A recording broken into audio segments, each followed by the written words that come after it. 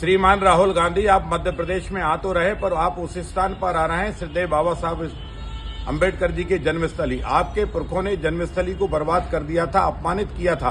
Bharatiya Janata party की सरकार, सुखदेव पटवा जी की सरकार ने बाबा साहब के अंबेडकर जी के जन्मस्थल का जो है विकास किया। अटल बिहारी वाजपेयी जी ने विकास किया। आदरणीय प्रधानमंत्री नरेंद्र मोदी जी ने इस जन्मस्थली का विकास किया। आपके पुरखे पंडित जवाहरलाल नेहरू जी ने बाबा साहब अंबेडकर जी को 2 बार लोकसभा का चुनाव हराया और जीते जी उनको लोकसभा में प्रवेश नहीं करने दिया।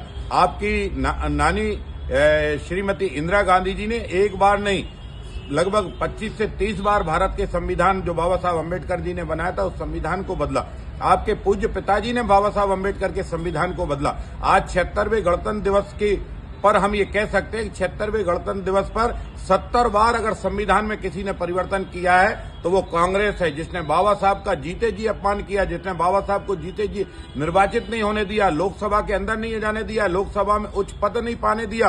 बाबा साहब की आवाज को बार बार कांग्रेस ने दबाने की कोशिश की। श्रीमान राहुल गांधी जी, अगर आप माफी मांगे बाबा साहब के अनुयायियों से, बाबा साहब से नाक रगड़कर माफी मांगे, जो पाप, जो अपमान बाबा साहब का आपके पुरखे पंडित जवाहरलाल नेहरू जी ने, श्रीमती इंदिरा गांधी जी ने, श्रीमान राजीव गांधी जी ने और किया है, उससे ज्यादा अपमान कोई कर नहीं सकता।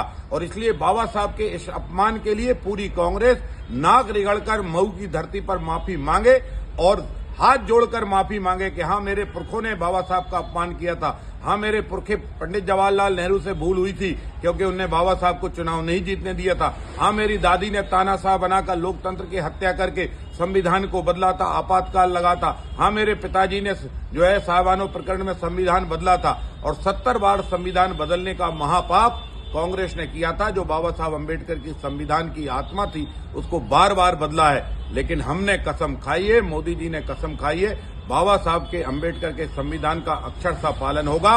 बाबा साहब के तीर्थ स्थल भी तैयार होंगे और बाबा साहब के संविधान और बाबा साहब की जय जयकार होगी। और इसलिए डॉक्टर मोहन यादव जी ने भोपाल की धरती पर एक हमने गणेश मंदिर से गायत्री मंदिर के फ्लाईओवर का नाम भी बाबा साहब अंबेडकर जी के नाम पर रख दिया है।